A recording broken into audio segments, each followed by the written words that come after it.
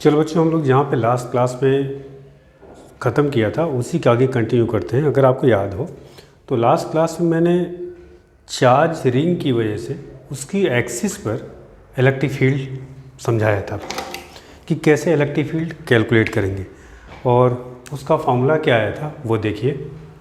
Electric field due to charge ring at axial point E equals to k Q x upon x square plus are square के power 3/2। ये था आपका।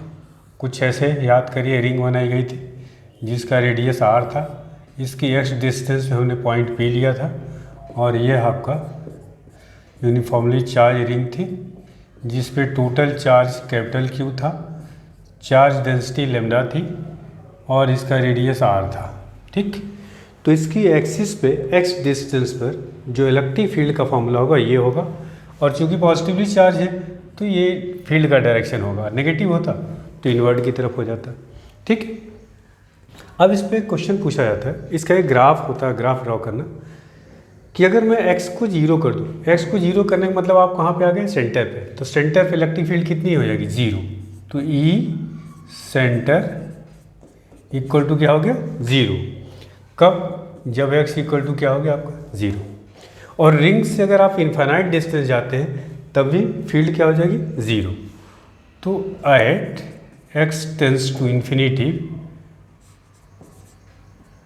E equal to क्या हो गया आपका, 0।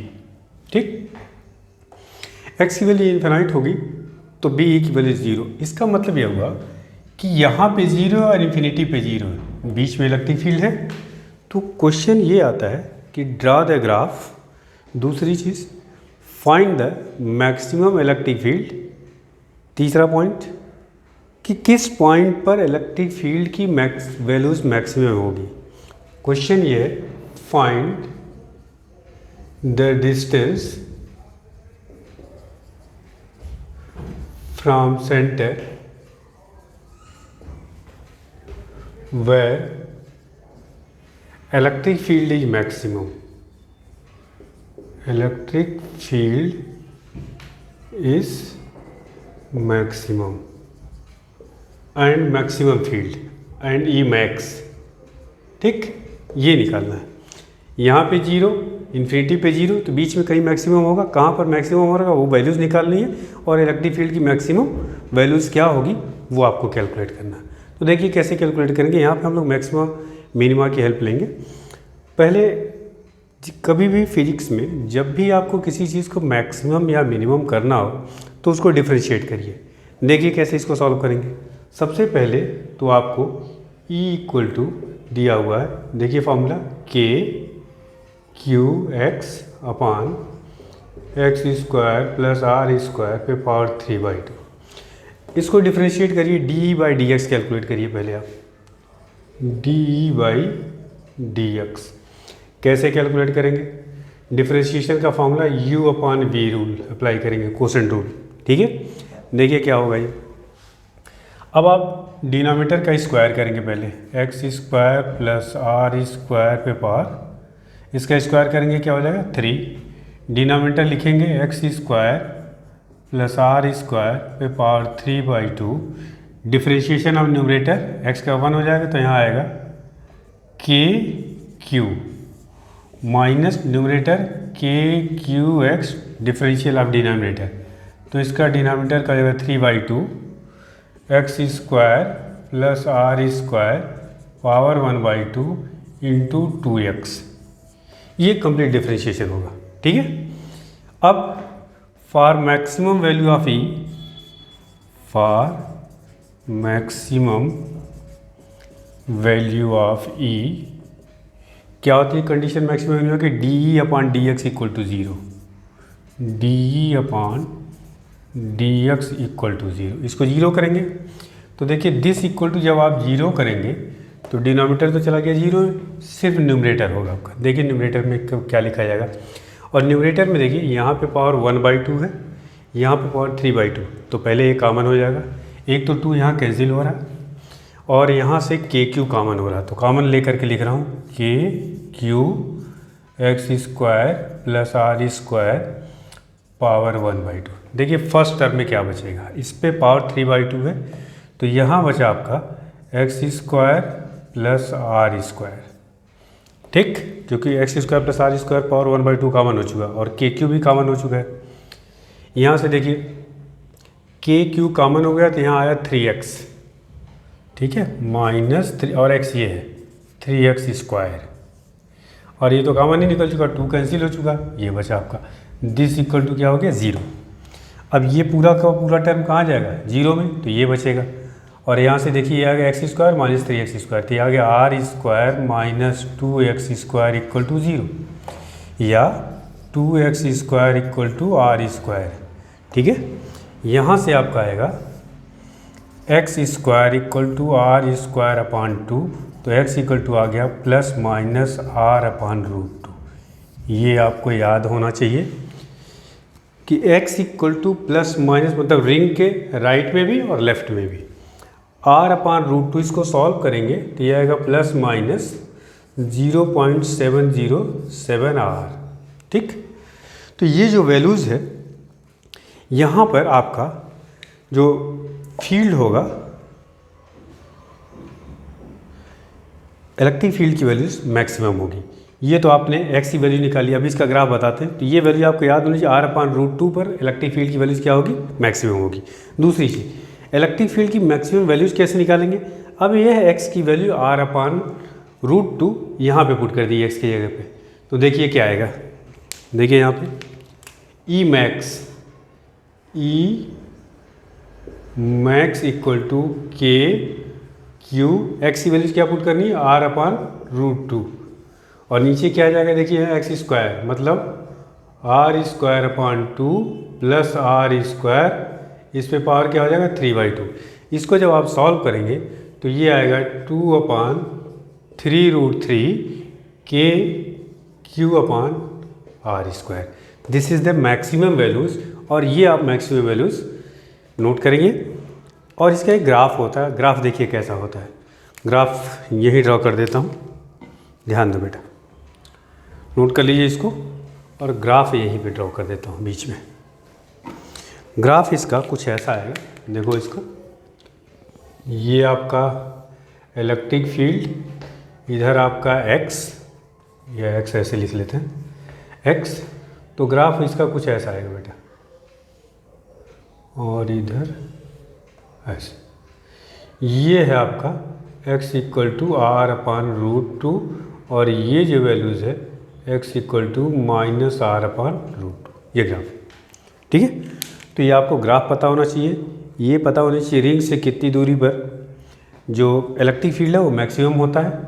Centre पे ऑलरेडी आपको पता है 0 है, और मैक्सिमम इलेक्ट्रिक फील्ड की value 2 upon 3√3 upon into K Q upon are square. Note करिए इसको। तो ये आपका रिंग से रिलेटेड जो इलेक्ट्रिक फील्ड था, देखिए मैंने रिंग में क्या बताया, रिंग के एक्सिस या एक्सियल पॉइंट पर इलेक्ट्रिक फील्ड, सेंटर पे इलेक्ट्रिक फील्ड, फिर उसके बाद इलेक्ट्रिक फील्ड मैक्सिमम कहाँ हो रही है, उसका ग्राफ कैसा होगा, इलेक्ट्रिक फील्ड की मैक्सिमम वैल्यूज़ क्या होगी, और ये वैल्यूज़, ये पूरा का पूरा आपका कंप्लीटली रिंग से रिलेटेड हो गया। नोट करिए इसको।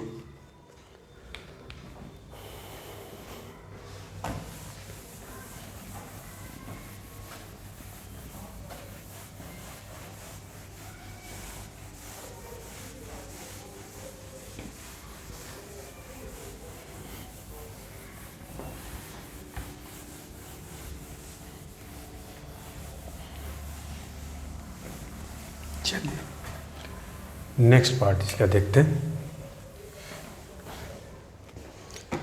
नेक्स्ट पार्ट है इसमें electric field due to arc, और बहुत ही इंपॉर्टेंट है आपके नीट और जेई के लिए। इलेक्ट्रिक फील्ड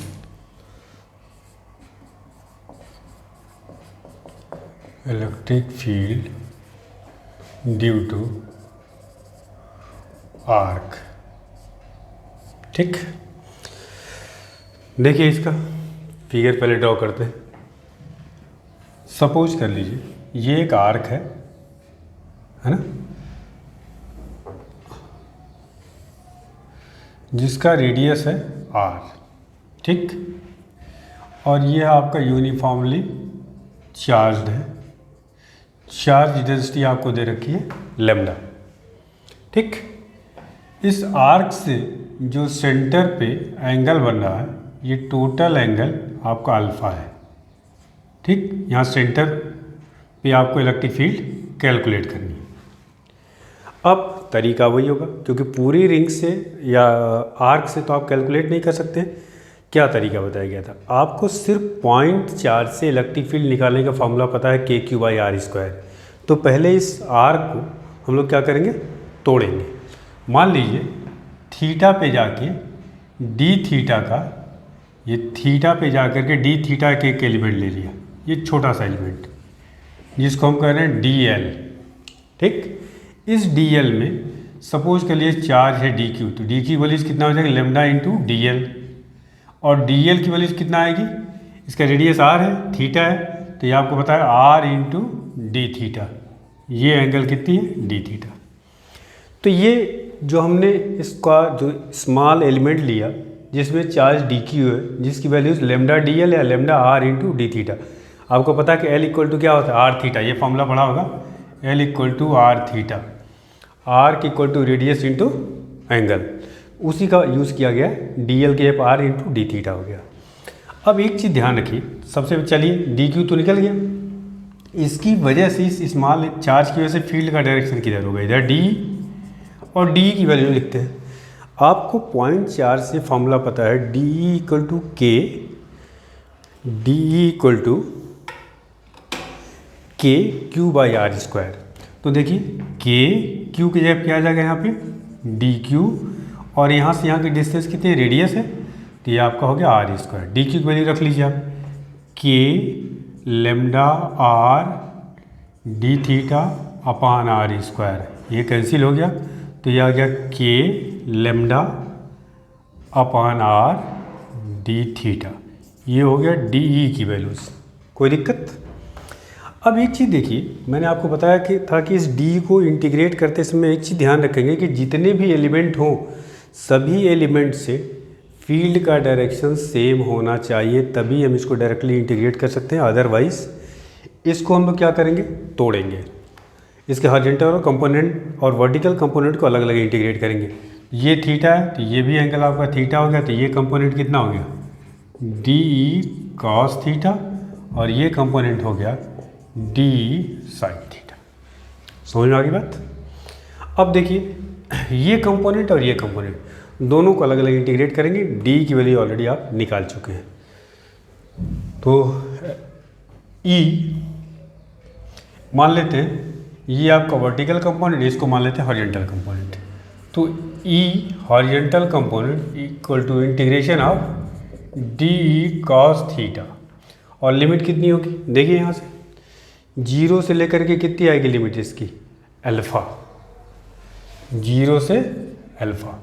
इसकी वैल्यू निकालिए आप पहले, तो D की वैल्यू पुट कर लीजिए, K लेमडा/R कांस्टेंट बाहर हो गया, ये हो गया cos थीटा और D थीटा, और ये हो गया 0 टू अल्फ़ा। cos थीटा का इंटीग्रेशन क्या होता है बेटा, sin थीटा।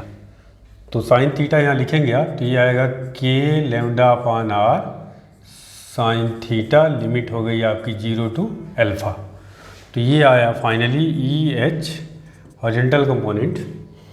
इसको आप K lambda upper limit minus lower limit sine alpha minus sine zero, sine zero की वैल्यू कितनी होती है, 0, तो ये आ गया आपका साइन अल्फ़ा। इसको 1 कर लीजिए। वर्टिकल कंपोनेंट निकालिए, EV equal to integration of 0 to alpha DE sine theta. तो DE की वैल्यू वही K lambda integration of 0 to alpha sine theta D theta. ठीक है, साइन थीटा की इंटीग्रेशन क्या होता है, माइनस कॉस थीटा। तो ये आ गया K lambda minus cos theta, limit हो गई 0 टू अल्फ़ा। आपको बताया था कि ना नेगेटिव साइन है तो upper limit minus lower limit की जगह पे क्या लिख लेते हैं, lower limit minus upper limit. तो EV equal to K lambda cos zero, cos zero value क्या होती है 1 माइनस कॉस अल्फ़ा। ये आ गया आपका वर्टिकल कंपोनेंट।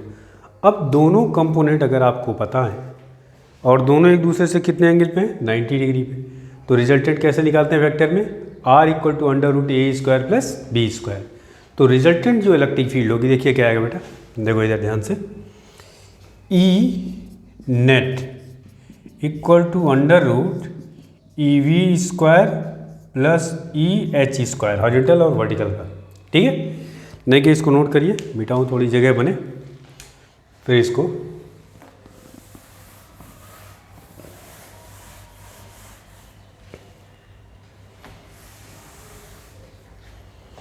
क्या आया था।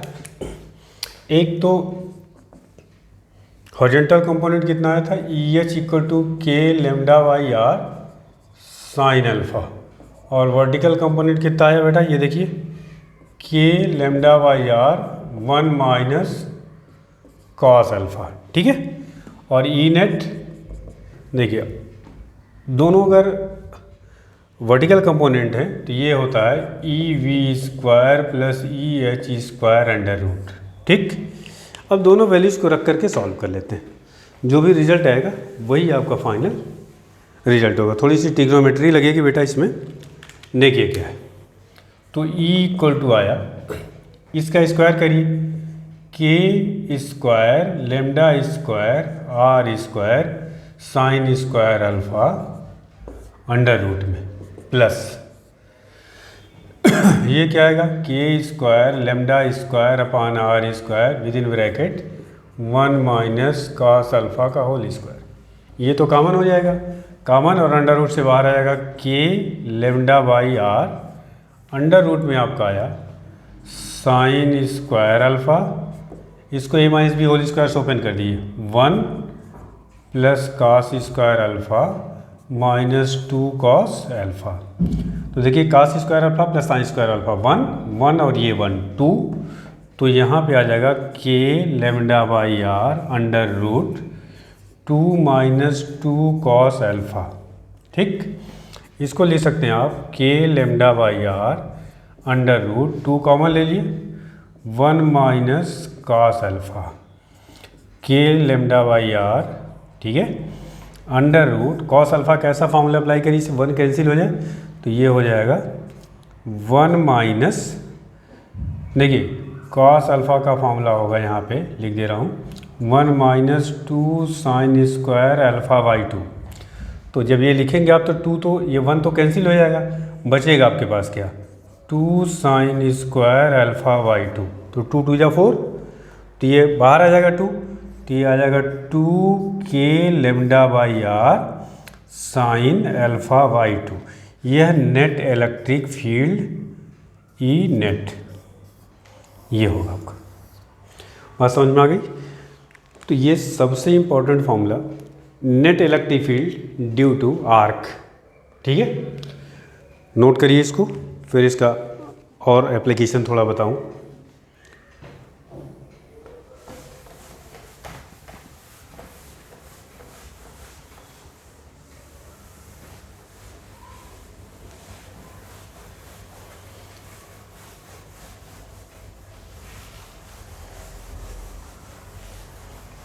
देखो बेटा, अब अभी आपको बताया गया कि जो नेट इलेक्ट्रिक फील्ड आया ये कितना आया 2 K lambda by are sine alpha by 2। ठीक है, अगर मैं, ये तो आर्क था, अगर मान लीजिए क्वार्टर रिंग हो, क्वार्टर रिंग का मतलब 1/4 ऐसे, ठीक 1/4, तो अल्फ़ा की वैल्यू, यही तो एंगल था अल्फ़ा, अल्फ़ा की वैल्यू कितनी हो जाएगी पाई बाई 2। तो क्वार्टर रिंग के केस में नेक्स्ट आपका electric field due to quarter ring, देखिए इलेक्ट्रिक फील्ड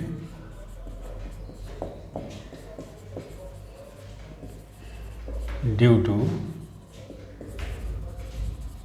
क्वार्टर रिंग, क्या फ़र्क आएगा यहाँ पे, इस केस में क्वार्टर रिंग के केस में देखो बेटा अल्फ़ा की वैल्यू हो जाएगी पाई बाई 2। अब इस फॉर्मूले में रखिए अल्फ़ा की वैल्यू पाई बाई 2, तो फॉर्मूला क्या आएगा E equal to 2 K lambda by are sine pi by 2 रखें तो पाई बाई 4 हो जाएगा, पाई बाई 4, और साइन पाई बाई 4 की वैल्यू कितनी होती 1/√2। तो ये आपका आ जाएगा के लेमडा बाई आर और यहाँ 2 × 1/√2। तो सॉल्व करेंगे कितना आएगा बेटा, ये आ जाएगा √2 k लैम्डा बाई आर। यह आपका क्वार्टर रिंग का फॉर्मूला हो गया। ठीक है। दूसरा इसी से आप निकाल सकते हैं हाफ रिंग का। नेक्स्ट देखिए, electric field due to half ring, electric field due to half ring. Half ring का मतलब सेमी सर्कल। देखिए इस फिगर को ड्रॉ करते हैं हम लोग ऐसे,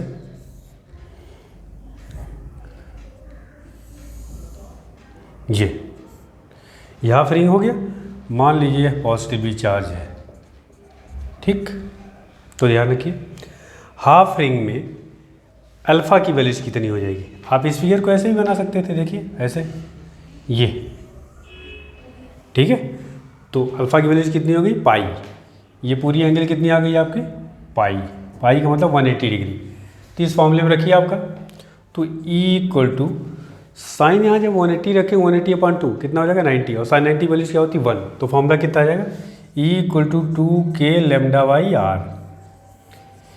एक चीज़ ध्यान रखिए यहाँ k इक्वल टू क्या है, 1/4 पाई एप्सिलॉन नॉट। सेम ये फार्मूला अगर आपको याद हो तो इनफाइनाइट वायर की वजह से इलेक्ट्रिक फील्ड का फॉर्मूला यही होता है 2k लैम्डा बाई आर, और यही हाफ रिंग का भी होता है। ठीक। एक दो चीज़ और समझिए। अभी अगर हाफ रिंग को निकालेंगे कैसे, अगर निकालना हो अलग से मान लीजिए, ठीक है, तो कैसे निकालेंगे। क्वार्टर रिंग से ज़रा इसके कंपोनेंट अगर आपको बनाने हो, इस हाफ रिंग को भी दो क्वार्टर रिंग में, एक क्वार्टर रिंग ये मान लीजिए, एक क्वार्टर रिंग ये मान लीजिए, दोनों की क्वार्टर रिंग को से फील्ड निकाल करके ऐड कर लें।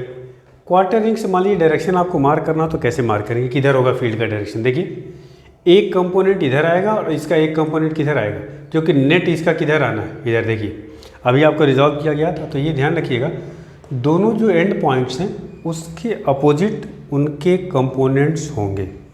कई सारे सवाल में ये काम आएगा। ठीक। तो आपके पास फॉर्मूला आ गया हाफ रिंग का, और इधर आ गया क्वार्टर रिंग का और आर का। तीन फार्मूले मैंने आपको बताए और तीनों बहुत ही इंपॉर्टेंट है, तो ध्यान रखिएगा इसको कैसे यूज़ करना है। अब इसमें एक सवाल करते हैं। देखिए मान लीजिए मैं एक क्वेश्चन लिख दूं, देखिए सपोज कर लीजिए एक ये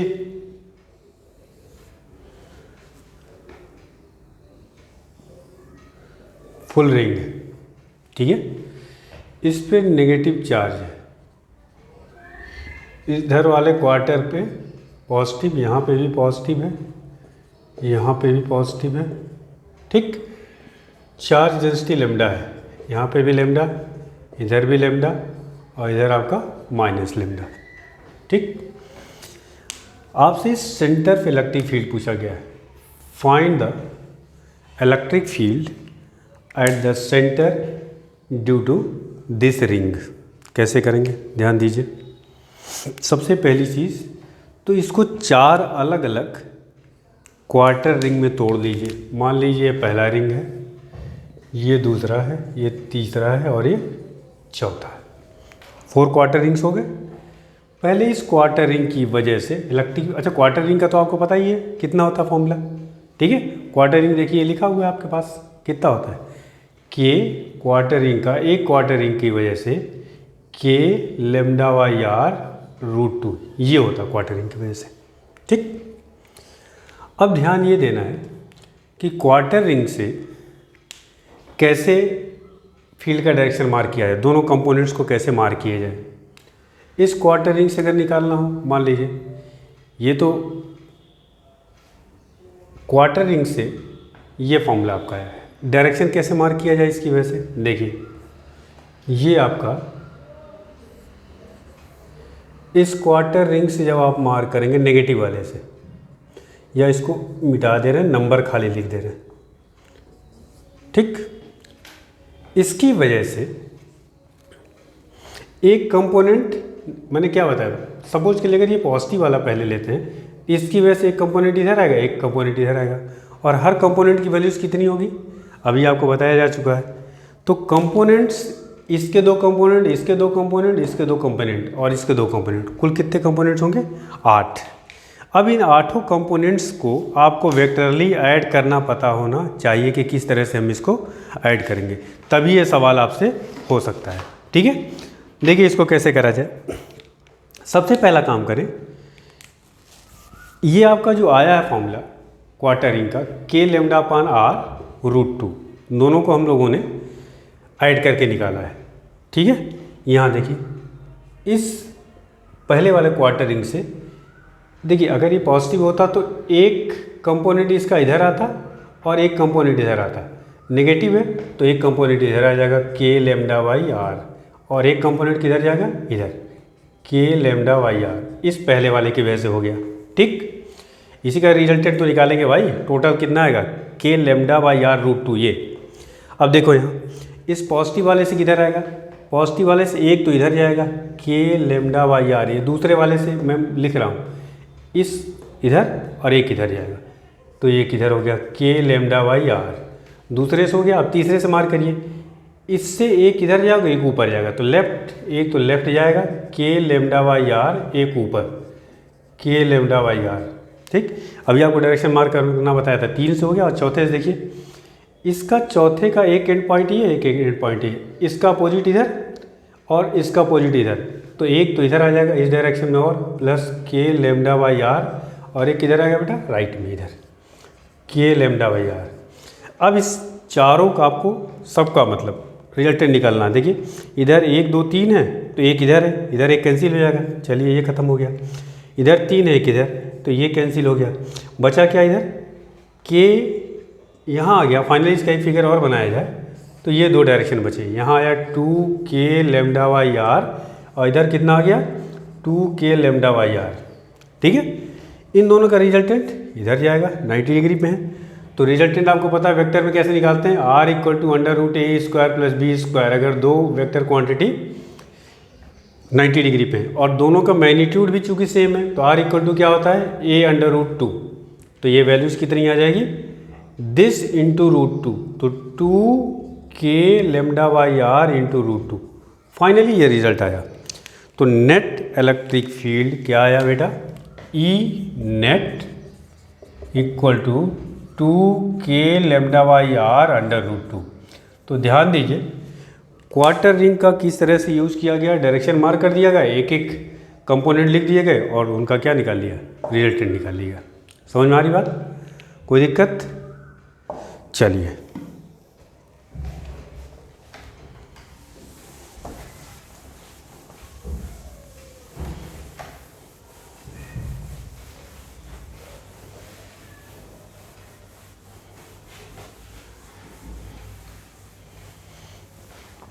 नेक्स्ट आपको बताते हैं इसमें electric field due to rod, या आप कह सकते हैं wire.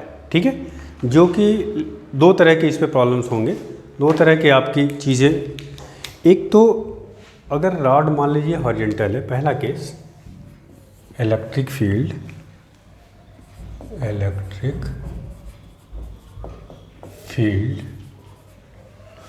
Due to rod on axial point. देखिए फिगर ये है कैसे, बेसिकली रॉड कैसे है, मान लीजिए एक रॉड है या वायर कह सकते हैं, इसकी लेंथ L है और चार्ज डेंसिटी क्या दे रखी है, लेमडा। सपोज के लिए ये पॉजिटिव भी चार्ज है ना। इससे आपको R यूनिट डिस्टेंस पे एक पॉइंट P है जहाँ पे आपको इलेक्ट्रिक फील्ड कैलकुलेट करना है। ठीक, अब आपको पिछले सवाल में भी किया गया था, सबसे पहले हम लोग रॉड को क्या करेंगे, तोड़ेंगे, और तोड़ने का तरीका क्या होगा, x पे जाकर के dx का एलिमेंट ले लें।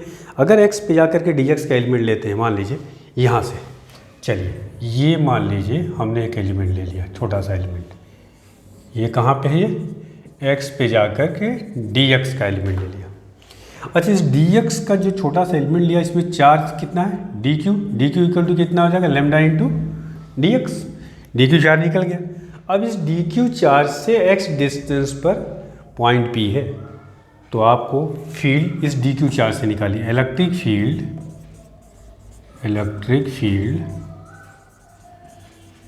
ड्यू टू एलिमेंट कितना हो जाएगा, D E is equals to K D Q upon distance कितनी है बेटा, एक्स स्क्वायर, और डी की वैल्यूज पुट कर लो, कितना है lambda D X, K lambda D X upon x square. ये आ गया इस स्मॉल एलिमेंट्स की वजह से पॉइंट पी पर इलेक्ट्रिक फील्ड। अब चूंकि पूरे रॉड से निकालना है तो तरीका क्या होगा, देखिए पहला एलिमेंट कहाँ पे मिलेगा, एक्स दूरी पर, यहाँ से फर्स्ट एलिमेंट एक्स दूरी पे, और लास्ट एलिमेंट कहाँ मिलेगा, आर प्लस एल दूरी पे। इसकी लेंथ ही एल है तो आर प्लस एल, इसको वहाँ तक इंटीग्रेट कर दें तो net field due to rod क्या आएगा बेटा, E equals to integration of, एक चीज़ देखिए यहाँ पे डायरेक्टली इसको इंटीग्रेट किया जा रहा है, क्यों, अभी मैंने आपको बताया जितने भी एलिमेंट्स हैं अगर उन सभी एलिमेंट्स से इलेक्ट्रिक फील्ड का डायरेक्शन सेम है तो आप डायरेक्टली इंटीग्रेट कर सकते हैं। देखिए यहाँ अगर मान लीजिए पहला एलिमेंट ले रहा हूँ तो भी फील्ड इधर होगा, फील्ड का डायरेक्शन किधर होगा, इधर होगा डी, दूसरा एलिमेंट ले रहा हूँ उससे भी आउटवर्ड होगा, तीसरा ले रहा हूँ सब पे, तो चूंकि एक ही डायरेक्शन में सारे एलिमेंट्स हैं तो डायरेक्टली इसको इंटीग्रेट कर सकते हैं। तो E equal to D integration of D, तो क्या आएगा, K lambda upon x square D X, कोई दिक्कत। इसका मतलब यह हुआ अब यहाँ से इसमें के और लेमडा को क्या कर लें, बाहर कर लें।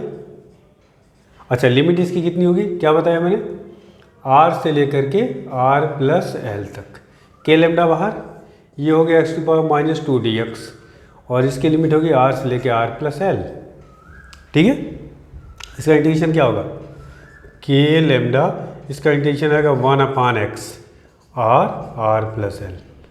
अब यहाँ फिर नेगेटिव साइन आया तो नेगेटिव साइन में क्या सीखा था, lower limit minus upper limit, तो ये हो जाएगा K lambda within bracket 1 upon R minus 1 upon R plus L, clear. ये आपका फील्ड का फॉर्मूला हो गया, तो नोट करिए फाइनली क्या आया बेटा आपका, E equals to K lambda 1 upon R minus 1 upon R plus L, ये आपका हो गया इलेक्ट्रिक फील्ड का फॉर्मूला, ठीक है, नोट करिए इसको।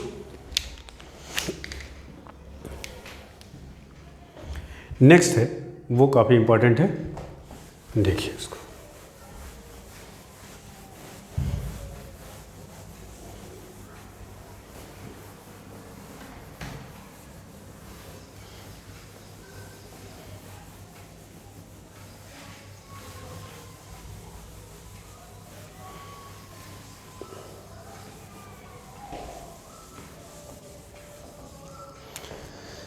अभी रॉड की एक्सिस पे पॉइंट था लेकिन अब रॉड की एक्सिस पे नहीं है, रॉड से परपेंडिकुलर लाइन पे है कहीं पे, ठीक है। तो सबसे पहली चीज़ electric field due to finite rod या फाइनाइट वायर, देखिए नेक्स्ट आपका ये बहुत इंपॉर्टेंट है स्पेशली जेई वाले बच्चों के लिए, electric field due to finite wire या रॉड। पिछली बार भी फाइनाइट था लेकिन एक्सियल पे था, इस बार फिगर थोड़ा अलग है, समझिए फिगर को बेटा, मेन फिगर है इसका, ये मान लीजिए ये एक यूनिफॉर्मली चार्ज रॉड है, ठीक। अब इससे एक चीज़ ध्यान रखिए, इसके मिड पॉइंट से मैंने डिस्टेंस नहीं लिया है, सिमेट्रिकल पॉइंट ना लेकर के अनसिमेट्रिकल ले रहा हूँ, सिमेट्रिकल लेंगे तो आसान हो जाएगा, तो अनसिमेट्रिकल पॉइंट ले रहा हूँ, कैसे, चलिए ये देखिए नीचे ज़्यादा है और ऊपर क्या है, कम है थोड़ा। आर यूनिट डिस्टेंस पर एक पॉइंट है पी जहाँ पर आपको निकालना है इलेक्ट्रिक फील्ड, इसकी चार्ज डेंसिटी क्या दे रखी है, लैम्डा कूलम पर मीटर, ठीक। अब यहाँ से तरीका वही, अब इस रॉड को क्या करेंगे, छोटे छोटे एलिमेंट में तोड़ेंगे, एलिमेंट यहाँ पे लेने का तरीका वही एक्स पे जा करके डी एक्स, एल पे जा करके डी एल का एक एलिमेंट ले लेते हैं।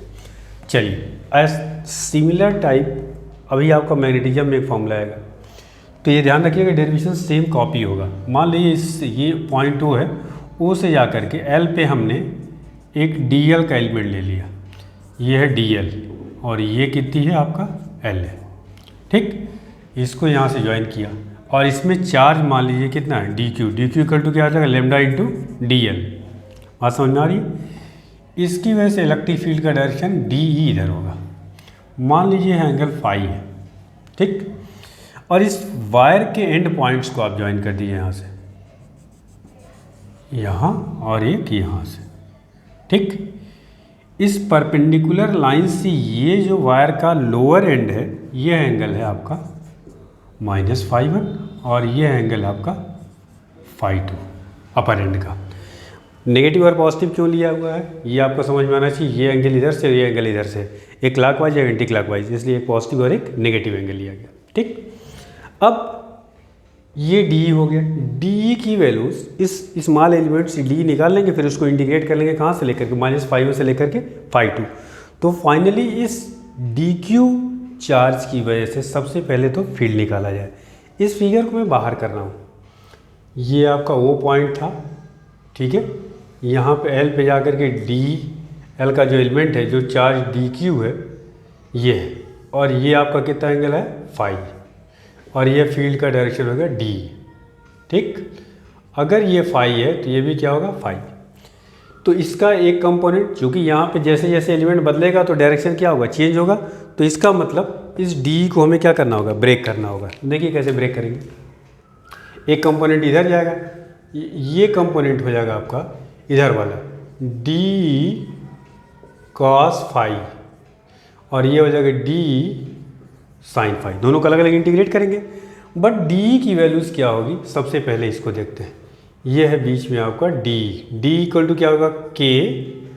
अच्छा ये डिस्टेंस कितनी है बेटा, ये अपना है आर, और ये क्या आपका एल, ये है फाई। देखिए एल आपका वेरिएबल है, आर कांस्टेंट है, क्योंकि जो चीज़ हम गिवन होती है उसको क्या लेते हैं कांस्टेंट। इसको हम लोग जो ये साइड है हाइपोटेन्यूज, इसको ले सकते हैं आर सेक फाई, ठीक।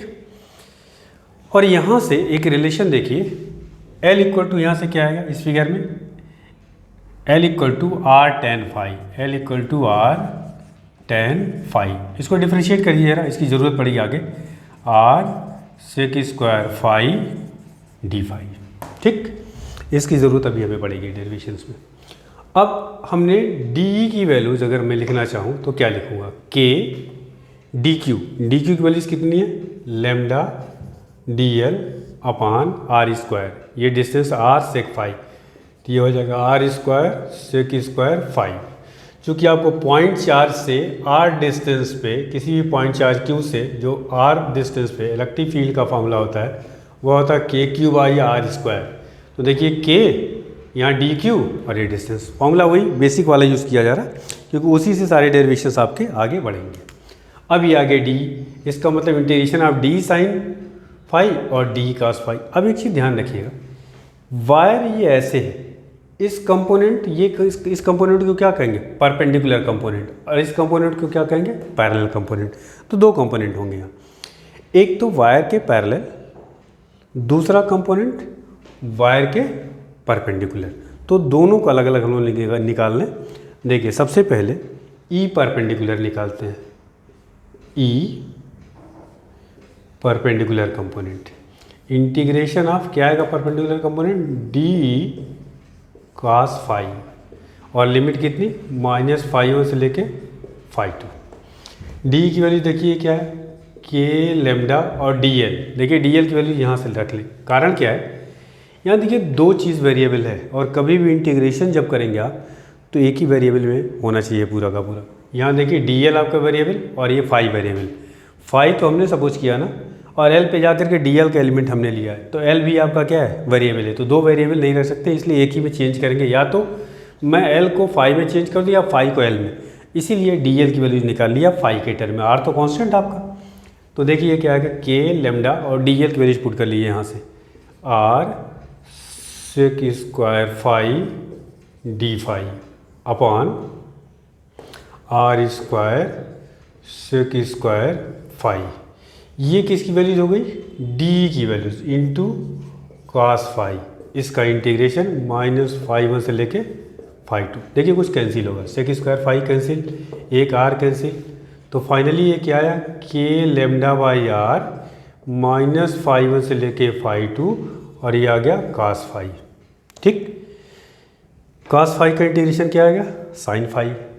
तो ये आपका आया फाइनली यहाँ से E perpendicular component K lambda by R और यहाँ से हो जाएगा साइन फाई और sine upper limit minus lower limit, तो साइन फाई टू ये आएगा sine phi two minus sine minus phi one.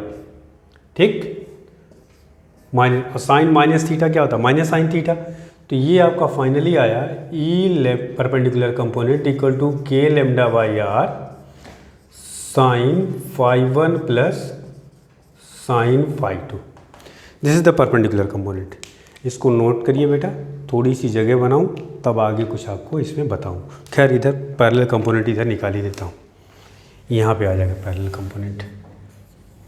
ठीक, पैरेलल कंपोनेंट में फ़र्क क्या आएगा, के लेमडा बाई आर कास की जगह पे क्या आ जाएगा, देखिए पैरेलल कंपोनेंट ये वाला साइन फाई आ जाएगा, लिमिट वही रहेगी।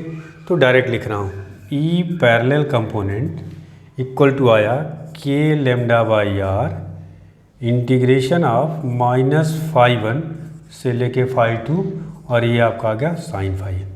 साइन फाई का इंटीग्रेशन क्या होता है माइनस कास फाई। तो ये आपका आएगा K lambda by R, limit put करने के बाद फाइनली ये आएगा cos phi one minus cos phi two. तो ये दो कंपोनेंट हो। अब एक चीज़ ध्यान रखिएगा, दोनों कंपोनेंट आपको पता हो गए तो दोनों आपस में परपेंडिकुलर हैं, तो फिर आप उसको रिजल्टेंट निकाल सकते हैं। ई नेट कैसे निकलेगा, E net equal to under root E parallel component का square plus E perpendicular component का स्क्वायर। दोनों कंपोनेंट्स आपको याद होना चाहिए। ठीक, ये और ये। इसमें खास बात है, देखिए अगर φ1 और φ2 दोनों जीरो हो जाए, मतलब सॉरी इक्वल हो जाए, मान लीजिए ये जो पॉइंट था हमने सिमेट्रिकल ले लें, मतलब इसके मिड पॉइंट से, ये जो वायर है इसके मिड पॉइंट से ले ले, तो φ1 और φ2 वैल्यूज क्या हो जाएगी सेम हो जाएगी। सेम हो जाएगी तो ये डिफरेंस क्या आ जाएगा जीरो आ जाएगा। तो पैरेलल कंपोनेंट फिर उसमें नहीं आएगा, सिर्फ क्या आएगा परपेंडिकुलर कंपोनेंट। समझ में आ रही, जैसे इनफाइनाइट वायर है, इनफाइनाइट वायर, इस फिगर को थोड़ा सा मैं मिटा रहा हूँ, नोट कर लिया होगा आपने। देखिए हमें इसकी ज़रूरत पड़ेगी, थोड़ा और इसको समझाऊं।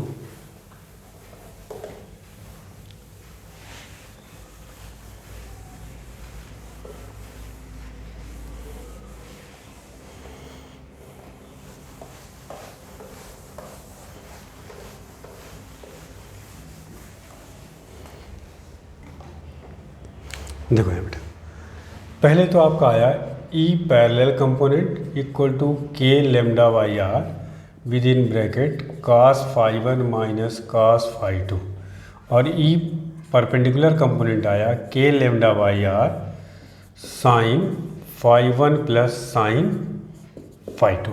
ठीक, और ई नेट आपको पता है कैसे निकालेंगे, E net is equal to under root E parallel square plus E perpendicular square. ठीक, अगर मान लीजिए वायर में ऐसे लेता, ये इसका मिड पॉइंट है, मान लीजिए मिड पॉइंट से आर यूनिट डिस्टेंस पे, तो जब इसको ज्वाइन करते तो ये और φ1 और φ2 दोनों क्या हो जाता सेम हो जाता, तो ये कंपोनेंट क्या हो जाता जीरो हो जाता। समझ में आ रही बात, पहली चीज़ तो सिर्फ यही कंपोनेंट आपका बचता। ठीक है, अब एक चीज़ और समझिए, अगर मैं ये सिमेट्रिकल पॉइंट ना ले करके कुछ ऐसा पॉइंट ले रहा हूँ, मान लीजिए इधर, देखिए इधर कम है, अब जब आप इसको ज्वाइन करेंगे तो जाहिर सी बात ये एंगल बड़ी होगी और ये एंगल क्या होगी, सॉरी ये एंगल बड़ी होगी और ये क्या होगी छोटी होगी। ठीक, अब एक चीज़ ये बताइए, इसका इस वायर से ये पॉजिटिवली चार्ज है, मान लीजिए परपेंडिकुलर कंपोनेंट तो इधर ही आएगा, ई परपेंडिकुलर कंपोनेंट, पैरेलल कंपोनेंट किधर आएगा। हमेशा ध्यान रखिएगा, जो बड़ी एंगल होगी ये एंगल क्या होगा बड़ी होगी ये, ठीक, और ये क्या होगी छोटी। आप ऐसे समझो, इस वायर का जितनी लेंथ है उतना ही लेंथ वाला इतना अगर ले लें तो इसका कंपोनेंट तो एक दूसरे को क्या करेंगे, कैंसिल कर देंगे। ये एक्स्ट्रा वाला जो पार्ट है उसकी वजह से जो कंपोनेंट आएगा वो इधर आएगा।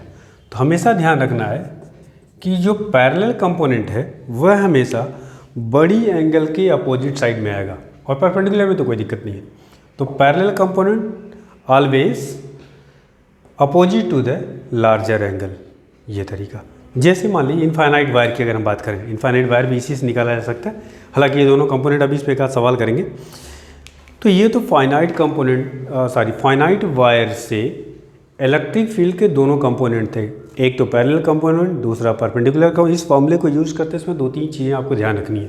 पहली चीज़ ये आर है, ये आर क्या चीज़ है, R is the perpendicular length.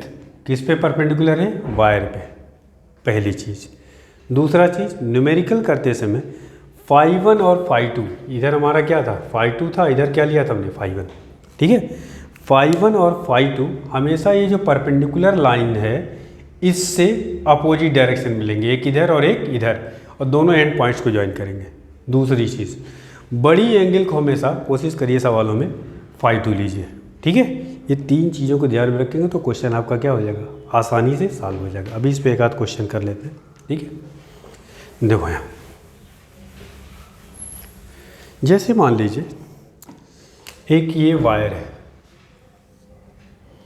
और इसका मिड पॉइंट है ये डिस्टेंस आर मिड पॉइंट है, तो इसका मतलब θ1 या φ1 और φ2 दोनों क्या हो जाएंगे, बराबर हो जाएंगे। और बराबर जब हो जाएंगे, मान लीजिए वायर है, ये पॉजिटिवली चार्ज है भाई, ठीक है, तो एक ही कंपोनेंट बचेगा, पैरेलल कंपोनेंट तो खत्म हो जाएंगे, क्योंकि φ1 और φ2 की वैल्यू जब इक्वल हो जाएगा तो ये डिफरेंस क्या आ जाएगा, जीरो, तो ये कंपोनेंट जीरो हो जाएगा। दूसरा देखिए, मान लीजिए कुछ ऐसे क्वेश्चन दिया हो, ये और ये एंगल और ये एंगल, ये मान लीजिए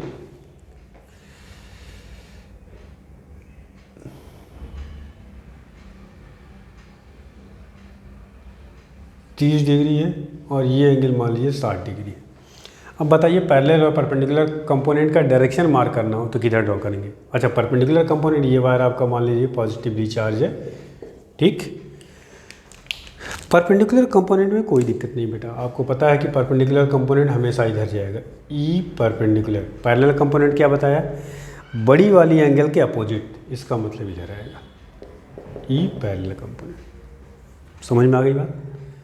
दूसरी चीज़ देखिए, सपोज कर लीजिए ये वायर कुछ ऐसे है, ठीक, ये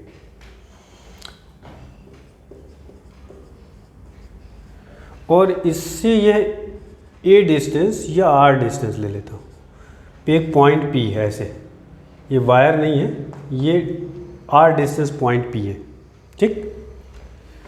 और ये एंगल आपको दे रखा है मान लीजिए 30 डिग्री, ठीक है। और इधर एंगल मान लीजिए दे रखा आपको 45 डिग्री।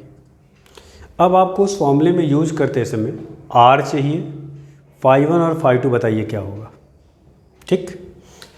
तो आर की वैल्यू इस फॉर्मूले में जो हम लोग कैपिटल आर लिखा हुआ है, आर हमने क्या कहा था, वायर से परपेंडिकुलर डिस्टेंस है, तो ये तो आर ये दे रखा है, तो इसका कौन सा कंपोनेंट लेंगे, आर cos 45, ये कैपिटल आर की ये डिस्टेंस, परपेंडिकुलर डिस्टेंस तो ये हुई ना बेटा, इसको वायर को एक्सटेंड कर लेंगे और ये परपेंडिकुलर डिस्टेंस आपको निकालना है, तो ये निकल जाएगा आर cos 45 से। दूसरी चीज़, इस परपेंडिकुलर से टॉप पॉइंट का, मैंने क्या कहा था, परपेंडिकुलर लाइन से टॉप पॉइंट का एंगल, तो कितना हो गया कुल 45 डिग्री, मतलब आपकी एक एंगल हो गई 45 डिग्री, φ2 = 45 हो गया, सॉरी 45 है, 45 और प्लस 30 कितना हो गया आपका 75 डिग्री, कोई दिक्कत। दूसरा φ1 कैसे निकलेगा, इसी परपेंडिकुलर लाइन से अगर इसका डायरेक्शन इधर लिया तो दूसरे का डायरेक्शन क्या लेंगे, इधर से इस दूसरे एंड का वायर जो है ये एंगल, तो ये टोटल एंगल कितना होता है 360 में से 45 हो गया, तो कितना हो गया आपका 315 डिग्री, 15 45 50 60 डिग्री, तो ये वैल्यू एंगल हो गए 315 डिग्री। समझ में आ गई बात। या इसको क्या ले सकते हैं, -45 डिग्री। तो ये दो एंगल ले सकते हैं। अब φ1 φ2 r हो गया। अब ये इस फॉर्मूले में आप रख करके वैल्यूज़ को कैलकुलेट कर सकते हैं। तो सबसे पहले तो आपको ये पता होना चाहिए कि r कैसे निकालेंगे, कैपिटल R, φ1 कैसे निकालेंगे, φ2 कैसे निकालेंगे, किसको बड़ी लेंगे किसको छोटी लेंगे, कब पैरेलल कंपोनेंट आपका 0 होगा। समझ में आ गई बात। अब इसके बाद हम लोग, ये तो फाइनाइट वायर के बारे में डिस्कशन था। नेक्स्ट है इनफाइनाइट वायर और सेमी इनफाइनाइट वायर।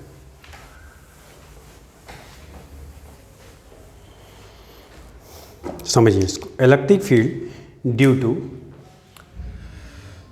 चलिए इसको यही रहने देता हूँ। इलेक्ट्रिक फील्ड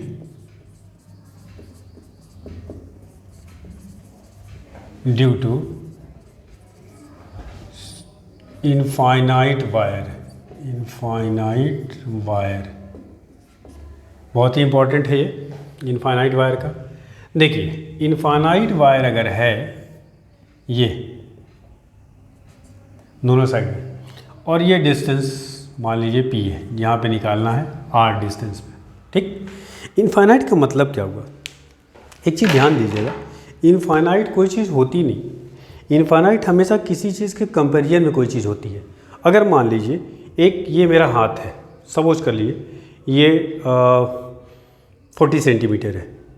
अगर मैं इससे 0.1 सेंटीमीटर पे या 0.1 mm पर यहाँ से इलेक्ट्रिक फील्ड निकालूँ, तो उस पॉइंट के लिए ये क्या हो गया, वायर इनफाइनाइट हो गया। अगर ये डिस्टेंस बहुत कम, इसके डिस्टेंस पे ये वाली लेंथ बड़ी है, तो ये क्या हो जाएगा, इनफाइनाइट। जैसे मान लीजिए ये दीवार है, इस दीवार पे मैं ऐसे मान इसके खड़ा हो गया तो क्या मुझे टॉप पॉइंट दिख रहा, क्या नहीं दिख रहा है। तो इसका मतलब ये मेरे लिए क्या हो गया, चूँकि डिस्टेंस मेरी इस दीवार से मिनिमम हो गई, तो मुझे टॉप पॉइंट नहीं दिख रहा, तो मेरे लिए दीवार क्या हो गया बेटा, ये इनफाइनाइट हो गया। और अगर मैं दूर हो जाऊँ तो डिस्टेंस बढ़ गई, कंपेरेबल हो गई, तो मुझे दिख रहा है, इसका मतलब ये इनफाइनाइट नहीं रहा। तो ध्यान रखिएगा इनफाइनाइट का मतलब क्या होगा। अब इसका मतलब ये जब जोड़ेंगे हम इसको, ये φ1 और φ2, इस वायर को और कर दीजिए बड़ा, या पॉइंट को और नज़दीक कर दीजिए, ऐसा समझिए पॉइंट को मैंने एकदम बिल्कुल नज़दीक कर दिया ये। अब जब इसको ज्वाइन करेंगे आप, तो ये अप्रॉक्सीमेटली एंगल क्या बन गई, 90 डिग्री। तो जब इसमें 90 दोनों हो जाएगा, φ1 और φ2 90, तो ये तो डिफरेंस 0 हो गया, सिर्फ परपेंडिकुलर कंपोनेंट बचेगा। तो साइन 90 वाली क्या होती है, 1 और ये 1, तो फॉर्मूला क्या आ जाएगा, E perpendicular equals to k lambda by are sine 90 degree, या π/2 लिखिए ज़्यादा अच्छा है, प्लस साइन π/2। ये हो जाएगा आपका formula 2k lambda by are. सिर्फ एक ही कंपोनेंट बचेगा परपेंडिकुलर वाला। और इनफाइनाइट वायर के केस में, बोर्ड में बहुत इंपॉर्टेंट है, इनफाइनाइट वायर के केस में फॉर्मूला आपका आ जाएगा 2k लेमडा बाई आर, ठीक। अब देखिए सेमी इनफाइनाइट का समझ लीजिए, ये सारे फॉर्मूले आपको याद होने चाहिए। देखो यहाँ पे semi infinite wire, semi infinite wire, ठीक है। इसको कैसे बनाते हैं, देखो यहाँ, इसका मतलब ये ऐसे होता है, ये वायर है और इधर आपका मान लीजिए मैंने डॉटेड बना दिया इनफाइनाइट, और इधर पॉइंट है आपका P, जहाँ पर आपको कैलकुलेट करना है। तो जब यहाँ पे φ1 और φ2 लिखेंगे, तो देखो ये अपर एंड, ये इधर इनफाइनाइट हो तो कितना पता है, 90 डिग्री हो जाएगा। इसका मतलब φ2 की वैल्यू हो गई 90 डिग्री, और φ1 की वैल्यूज़ इसको इस एंड पॉइंट से ज्वाइन करेंगे तो φ1 की वैल्यूज़ कितनी हो जाएगी, 0 डिग्री। समझ में आ रही बात। अब सेमी इनफाइनाइट का फॉर्मूला कैसे निकालेंगे, देखो यहाँ इसके दोनों कंपोनेंट यहाँ पे देखिए, अगर मैं φ2 को 90 रख रहा हूँ तो cos 90 की वैल्यूज़ क्या होगी, 0, और cos ये 0 की वैल्यूज़ क्या होगी, 1। तो पैरेलल कंपोनेंट आ गया k लेमडा बाई आर, और परपेंडिकुलर कंपोनेंट देखो यहाँ φ1 की वैल्यूज़ कितनी है, 0, साइन 0 कितना होता है, 0, और ये कितना हो गया, 1, तो k लेमडा बाई आर। तो दोनों कंपोनेंट जो आए वो बेसिकली कितने आए, k लेमडा बाई आर। और दोनों आपस में देखो यहाँ इस वाले कंपोनेंट में, E पैरेलल कंपोनेंट में जब φ1 की वैल्यू 0 रखें तो cos 0 की वैल्यूज़ क्या होती है, 1। तो ये आ गया K lambda by are 1 minus 0 equal to K lambda by R. Parallel component कितना, सॉरी परपेंडिकुलर कंपोनेंट कितना हो जाएगा, देखो यहाँ 5 की वैल्यू कितनी, 0, तो साइन 0 0 हो जाएगा, ये 1 हो जाएगा, तो ये भी आ गया तुम्हारा के लेमडा बाई आर। तो नेट कितना आ जाएगा, ये आपस में परपेंडिकुलर होते हैं, तो ई नेट कितना आएगा बेटा, E net equal to under root E parallel square plus E perpendicular square. ठीक, तो यहाँ से अच्छा दोनों का मैग्नीट्यूड सेम है, तो क्या पढ़ा आपने, K lambda by are under root 2। मैं आपको पहले बता चुका हूँ कि वेक्टर आपको अच्छे से आना चाहिए, और अगर आपको वेक्टर तैयार नहीं है तो वेक्टर वाला जो भी आपका लेक्चर मैंने यूट्यूब पे डाल रखा है आप उसको सबसे पहले देख लें। तो मैंने आज अभी आपको बताया कि रिंग का पे जो क्वेश्चंस था कि रिंग पे किस तरह का ग्राफ आता है, सेंटर पे फील्ड कितनी होती है, एक्स डिस्टेंस पे कितनी होती है, और फिर कहाँ पे मैक्सिमम होता है, फील्ड की मैक्सिमम वैल्यूज़ क्या होती है। उसके बाद आपको आर्क बताया, फिर आर्क के बाद क्वार्टर सर्किल बताया, फिर सेमी सर्किल बताया, उसमें क्वेश्चन बताया कैसे डायरेक्शन मार्क करेंगे, फिर आपका रॉड के एक्सिस पे बताया गया, फिर रॉड के को अगर परपेंडिकुलर पॉइंट पे कोई पॉइंट है तो वहाँ पे लगती फील्ड कैसे निकालेंगे, फिर इनफाइनाइट वायर का आपको बताया, फिर आपका सेमी इनफाइनाइट का बताया। इतनी चीज़ें आपको तैयार होनी चाहिए। ठीक है, चलिए अगले क्लास में इसमें आगे कंटिन्यू करेंगे बेटा। Thank you.